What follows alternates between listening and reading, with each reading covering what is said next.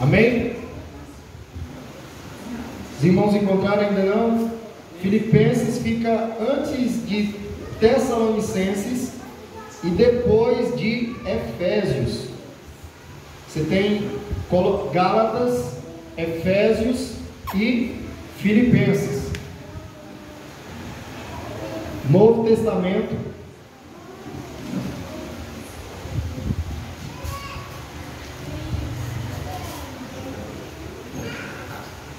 Você pode olhar aí pelo índice, no início da Bíblia, que ela vai te dizer mais ou menos onde é. Achou? Amém? Amém. Então pronto. Filipenses capítulo 4, versículo 2 e 3.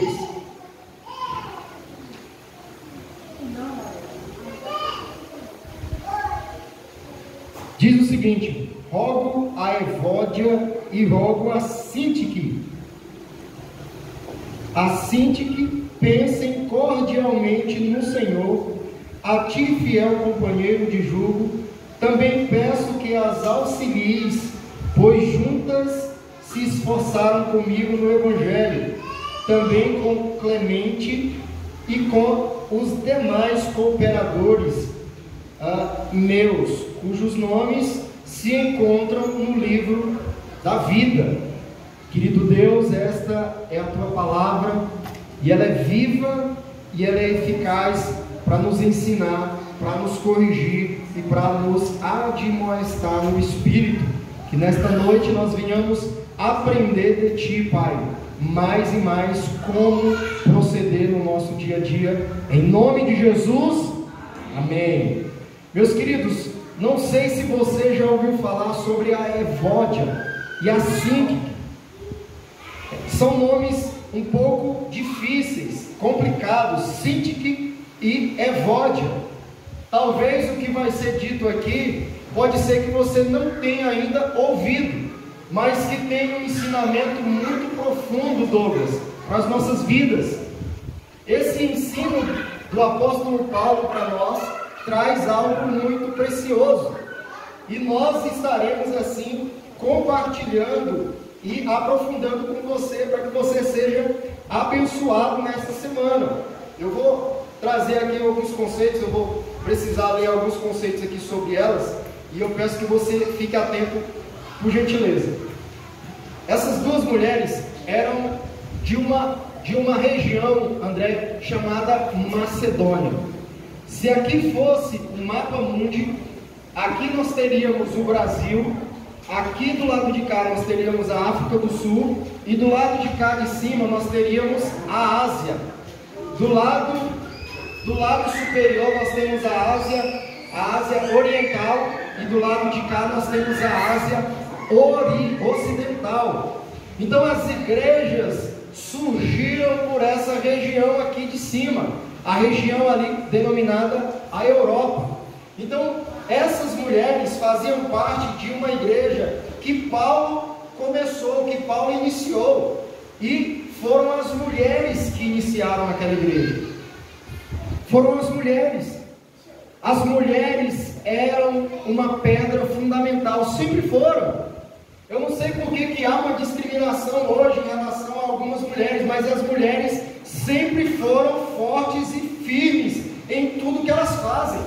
Mulher é algo precioso, é algo precioso.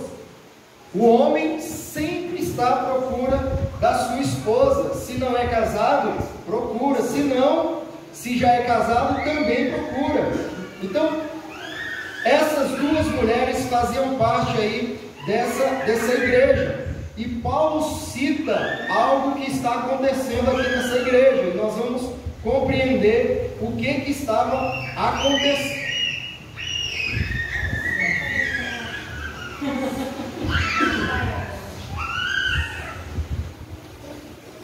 Eu não tenho problema, eu só tenho dificuldade para me concentrar. Então essas mulheres, meus queridos, aconteceu, Zé Maria, algo com essas mulheres que chamou a atenção de Paulo aqui, Rauel, e que nós vamos iniciar, nós vamos compreender aqui o que está acontecendo. Olha o versículo 2, ele diz: rogo a Evódia e rogo a Sintique. Pensem o quê? Cordialmente no Senhor. Eu não sei se você tem esse entendimento, mas a Bíblia, nesse período, não existia o Novo Testamento. Havia o Velho Testamento e Paulo estava escrevendo, Douglas, as cartas. E aí Paulo manda essa carta para a igreja, para que ela seja lida diante da igreja. Agora você imagine o seu nome ser citado na igreja pela boca de um apóstolo de Cristo, dizendo rogar é no sentido de evocar, de pedir, de clamar. Ele diz: evoco a Sintique e a Evódia, que pensem cordialmente. A Bíblia não diz com exatidão, mas havia alguma coisa que estava acontecendo entre essas duas mulheres e que precisava de uma correção, precisava de algo, não podia ficar de qualquer jeito. Então Paulo ministrava, por assim dizer, o dom da alegria nesse local, nessa igreja. Mas nós entendemos que, primeiro, pelo menos nesse texto nós tiramos, Raniel, duas coisas, Letícia, duas coisas que estavam acontecendo para que Paulo escrevesse isso para essas mulheres. Primeiro, estava acontecendo uma desarmonia. Estava acontecendo algo que não estava soando bem. Havia uma pequena ou uma grande desarmonia, uma desunião, uma desavença, um desentendimento entre aquelas duas pessoas, duas mulheres, dentro da igreja. Havia uma disputa entre uma e outra. Crente, Zé Maria, buscando a Deus firme e forte, havia algo que estava acontecendo que não estava em comunhão permanente. Pastor, na igreja, sim, havia. Então Paulo aqui faz uma correção para essas mulheres. E um segundo ponto que eu identifico aqui, meus queridos, presta atenção. Por que estava havendo essa desunião, Zé Maria? Havia uma carência emocional daquelas duas mulheres. O eu aqui era muito forte. Quando você vê alguém com disputa com o outro, há uma carência muito grande no seu eu de dizer: olhem para mim, coitado de mim, eu sou tão espiritual. Tem gente que vive na maior unção, mas na hora quando sai daqui que eu digo da igreja, começa a destruir a vida dos outros. Imagine um time, André, jogando todo mundo no mesmo time, e eu e você disputando entre mim e você. Quem é o melhor de nós dois? Como é que vai ser esse time? Como é que vai ser esse time, Zé Maria? Como é que vai ser esse time, Douglas? Como é que vai ser esse time, Letícia? Quem é melhor daqui?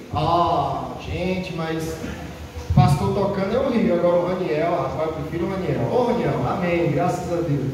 Que conversa é essa? Então o apóstolo Paulo ouviu isso e começa a trabalhar sobre essa questão. Que desarmonia, que desunião é essa entre essas mulheres? Talvez essas mulheres estavam de fato precisando serem tratadas, serem cuidadas, discipuladas. Agora escute aqui uma coisa aqui, para você entender algo que eu quero dizer. As mulheres na Macedônia eram responsáveis, André, por grande parte do trabalho braçal. Elas faziam templo, elas faziam casas, elas estavam empenhadas em negócios, elas construíam templos, fundavam cidades, controlavam os mercenários, pagavam os trabalhadores, eram ativas. Eu até brincando ali com o Douglas, é a mulher de Provérbios. É a mulher que resolvia a situação, André. Eram mulheres que não ficavam com a boca escancarada, cheia de dentes, esperando a morte chegar. Fazia acontecer. Eram mulheres que estavam ativas. Hoje em dia, às vezes, nós vemos mulheres, com todo respeito, que não tem coragem nem de varrer a casa. Agora, as mulheres aqui da Macedônia tinham essa característica pontuária, Rauena. Faziam acontecer. É para a gente cuidar dessa igreja? Vamos cuidar. É para fazer isso? Vamos fazer. É para ser assim? Vamos fazer. É para agir com as crianças? Vamos agir. Vamos fazer acontecer. Vamos fazer acontecer. Então essas mulheres estavam ativas. Observe que não eram pessoas parasitas. Paulo não estava falando com a pessoa que estava sentada na cadeira.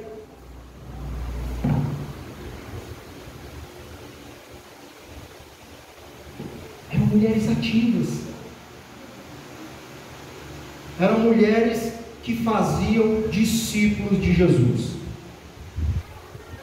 Hoje em dia, e em nome de Jesus, o Senhor está nos usando para isso, mas muitos pensam que servir a Jesus é só vir à igreja. Perdão pelos branquinhos, viu, irmão? Algumas pessoas pensam que servir a Jesus é só ir à igreja e sentar. Não! Um ser humano sozinho, sem ninguém andando com ele, é triste. Uma vez alguém em Brasília disse assim para mim, nessa época eu não tinha ainda sido consagrado ao ministério pastoral, disse assim, irmãozinho, eu não vou a uma igreja que eu não fique rico. Eu disse, coitado de você, porque você vai morrer, vai ficar tudo aqui. O dinheiro é importante, claro, mas não é por isso que nós estamos aqui. Nós estamos aqui por amor, porque Jesus nos amou primeiro. Pastor, mas aqui o negócio tem que fazer assim. Nós precisamos estar coerente com as Escrituras, com a palavra. E o texto continua nos dizendo, falando sobre essas mulheres, meus queridos, eram líderes na igreja. Essas mulheres elas tinham alegria em servir a Jesus, em fazer algo, em ser produtivas. Mas aconteceu algo. Pode ser que você, Letícia, algum dia, que não vai acontecer, fique chateada com alguém aqui. Pastor, pode acontecer? Sim! Como é que eu vou proceder? É agora. A Bíblia nos ensina. Uma coisa que nós podemos aprender é que elas, como nessa instrução, é como não agir em meio a essas discussões. Possivelmente para elas, queridos, isso não era uma mera disputa. Quando a gente entra em discussão com alguém, disputa fica algo meio ferrenho. E as pessoas, André, por mais que você disputa com alguém, a tendência nossa carnal é contaminar o máximo possível de pessoas contra aquela outra pessoa. E aí é que entra a desgraça. Porque você é ofendido, seu orgulho é ferido e você quer ofender a outra pessoa e fica a disputa. A pessoa chega na igreja, o outro sai pelo outro lado. E pensa que está tudo bem. Não, aqui está bom demais. E lá, graças a Deus. E tem alguns lugares que... Mas vive uma vida miserável. Que vida de evangélico é esse? Como é que pode alguém que está buscando ao Senhor e não consegue agir cordialmente com o outro? Por discórdia. Quem é melhor de nós dois? Quem é melhor? Pastor, está tendo isso aqui? Não! Mas a Bíblia, para nos advertir quando acontecer, é agora que nós vamos ver como é que procede. Como é que procede diante de algo assim?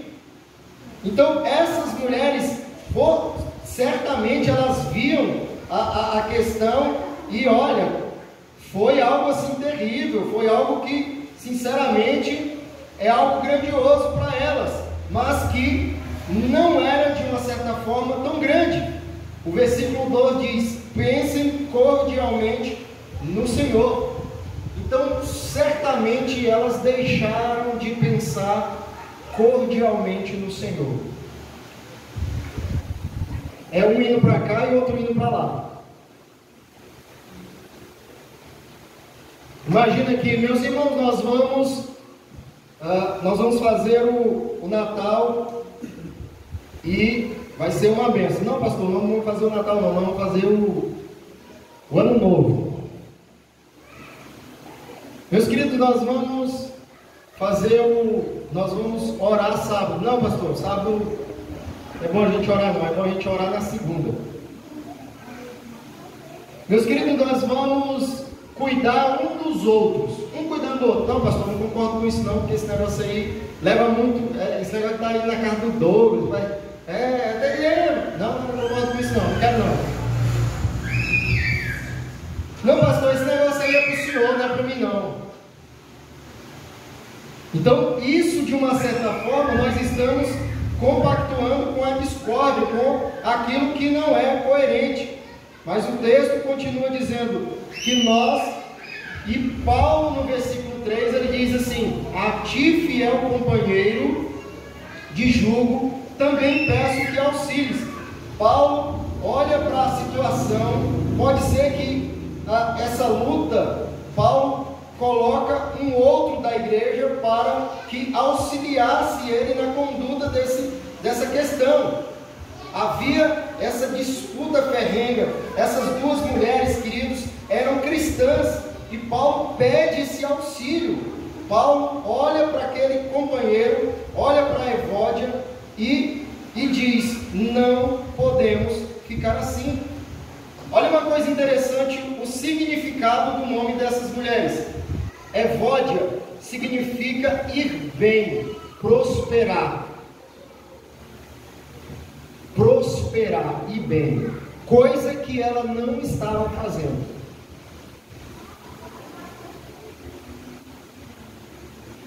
Fazer uma boa jornada.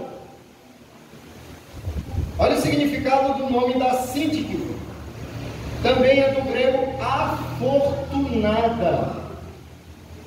Questões coerentes, aliás, descoerentes com os seus nomes. Elas estavam agindo totalmente contrário àquilo que Paulo estava trabalhando na igreja, aquilo que Paulo estava trazendo para os crentes daquela igreja. Então, queridos, às vezes olhamos para alguém que está na mesma batalha que nós e estamos disputando com eles. Disputa é algo terrível para a igreja. Terrível.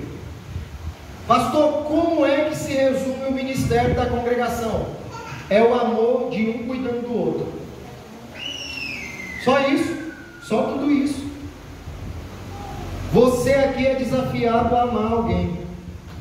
Pastor, mas não tem. E o que mais? É só tudo isso. É só obedecer. Vão e amem, façam discípulos. É só isso. Pastor, mas eu não gosto disso. Não tem problema. Ninguém aqui é obrigado a nada. Ninguém é obrigado a nada. Mas eu, como pastor, eu preciso pregar o que está na Bíblia. Porque quando eu chegar diante de Deus, queridos, a Bíblia diz que eu serei cobrado. Imagine Deus chamando os líderes, dizendo assim: se aí, está lá, Dona Socorro era sua mãe, você não ensinou. E agora? Não, Deus, mas não tem mais. Tem que final que diz a palavra. E Paulo traz, ainda no versículo 3, aí finalizando, ele diz: juntos se esforçaram comigo no Evangelho. Olha o testemunho de Paulo para aquelas mulheres. Eles se esforçaram no Evangelho. Eram pessoas que estavam engajadas no Evangelho. Eram pessoas que estavam provavelmente no início da igreja, ali, fazendo acontecer, mas estavam passando por essa situação de partidarismo. Partidarismo. O que é partidarismo? Eu prefiro o fulano do que o beltrano. Infelizmente, tem líderes e pastores que pastoreiam apenas alguns da igreja. E não é porque não dão conta, é porque tem afinidade de partidarismo. Esse aqui eu concordo com ele, aquele dali não concordo, então aquele dali sai da frente. Não, nós precisamos agir com igualdade diante de Deus para todos, porque Deus não faz acepção de pessoas. Deus ama o bonito, Deus ama o feio, independente de quem seja. Deus não faz acepção de pessoas. Deus não faz. Amém, Zé Maria? Deus ama o bonito, ama o feio. Deus ama. Amém, Fabiano? Deus ama o bonito, ama o feio. Amém, Marcelo? Você falou que sua mulher não lhe acha feio. Então Deus não faz acepção de pessoas. Paulo trata isso aqui. Hajam com amor diante de Deus. Às vezes olhamos para alguém que está na mesma batalha com a gente, não como aliados, mas como adversários. E na ânsia de ter mais destaque, acabamos atrapalhando a obra de Deus. Imagina um time, todo mundo correndo para fazer o gol. Tem um artilheiro que é pronto para isso, mas o cara lá da zaga diz: não, deixa eu fazer o meu. Aí chuta para fora.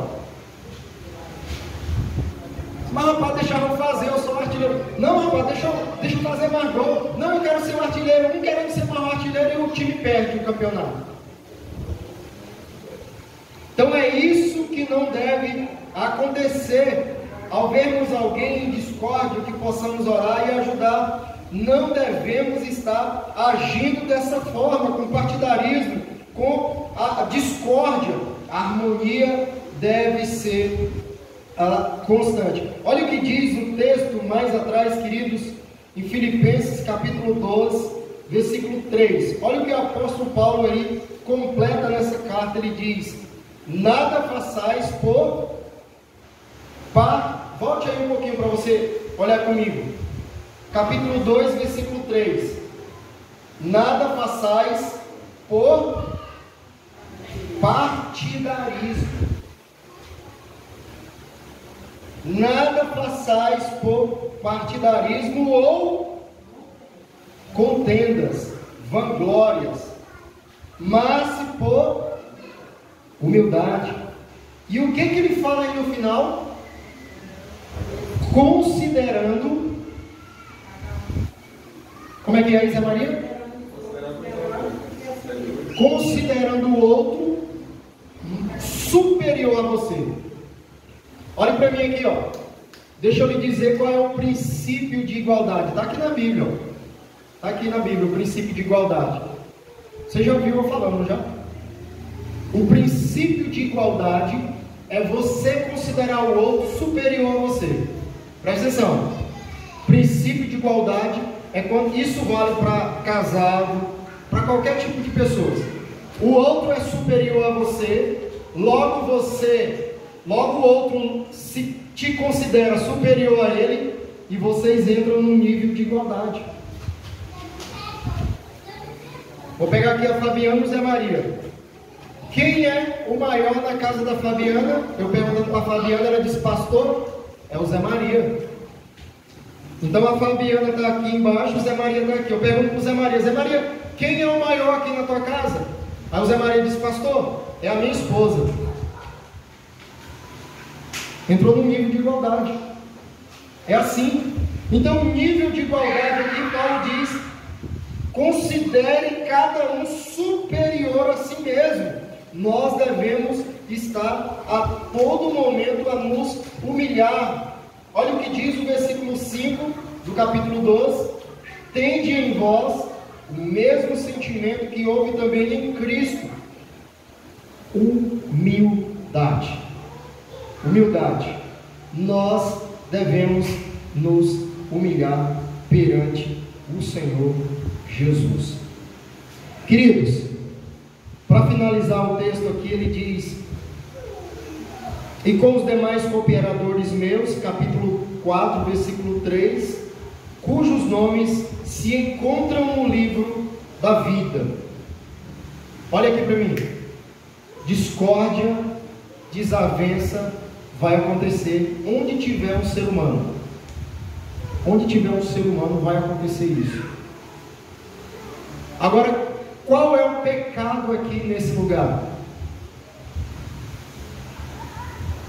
Faltava amor e respeito. Faltava amor e respeito. Chegou um nível, Letícia, que não tinha mais como conviver. Chegou um nível que não tinha mais como conversar. Às vezes casais procuram o pastor: pastor, por favor, tenha misericórdia da gente, porque eles agridem um dos princípios mais fortes do casamento, que é a comunicação. Quando quebra a comunicação, não tem como mais conversar. Tem que entrar alguém para intervir, porque senão fazem besteira. Então o princípio do diálogo, da comunicação é quebrado. Faltou o respeito, faltou o amor, e aí vai quebrar, vai acabar. Então aqui no meio dessas irmãs faltou o amor e o respeito de conversa, de diálogo, Zé Maria. Faltou. O apóstolo Paulo entrou e confrontou. Diante do pecado, o que a gente faz? Confronta. Confronta. Imagine, meu querido, você chegando no médico e você com isso daqui para dar uma diabetes. Aí o médico olha assim seus exames e diz assim: rapaz, você está ótimo, que maravilha, continue sempre deitado o dia todo, sem fazer uma atividade física, sem andar, continue fazendo isso, você está muito bem, olha, Aí o cara sai todo, pá na pizza, pá no refrigerante, pá, deitado o dia todo, e pá.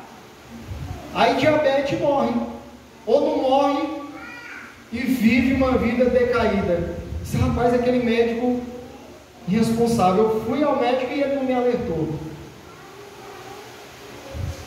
Esse é um médico ruim. Por quê? Porque mentiu. Agora imagine um outro médico pegando aqui os exames de sessão. Senta bem aqui. Olha, mude de vida ou você vai ter diabetes. Mude de vida.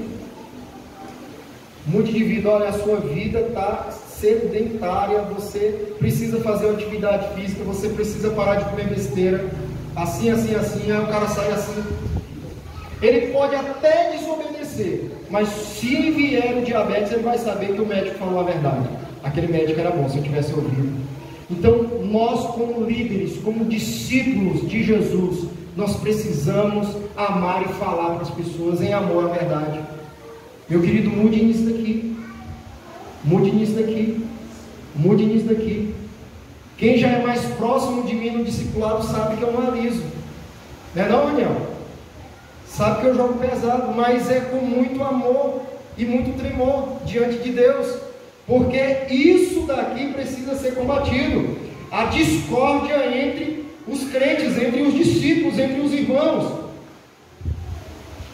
E nós precisamos agir dessa forma. Amém? Vamos orar. Querido Deus, nós estamos aqui diante da Tua presença, diante da Tua casa de oração. Nós queremos, Pai, nesta noite, clamar ao Senhor, que o Senhor esteja, ó Deus, caindo por terra do nosso coração toda discórdia, todo sentimento de partidarismo. Meu Deus, em nome de Jesus, não permita que nós venhamos ser pessoas uns contra os outros, mas que sejamos, Pai, ó Deus, no mesmo time, no mesmo coração, no mesmo princípio de discípulo, de discipulado. Obrigado pela vida de cada um que está aqui presente. Meu Deus, muito obrigado por esta igreja, que desde o seu início em Ti já é forte, já é firme no Senhor Jesus. Que o Senhor mande mais discípulos, que o Senhor nos ensine a cuidar destes, que nenhum se perca, Pai, para a glória do Teu nome, que cada um naquilo que depender de nós, seja abençoado e alcançado para a glória do Teu nome. Eu quero Te agradecer, Deus, em nome de Jesus, amém, e amém, e amém. Daniel, vamos tocar uma música aqui, outra música, Poderoso Deus. Eu, quando aprendi a tocar, eu só aprendi a tocar uma música, graças a Deus. Aí eu só tocava ela, toda vez eu tocava ela. A primeira semana era só essa música, e aí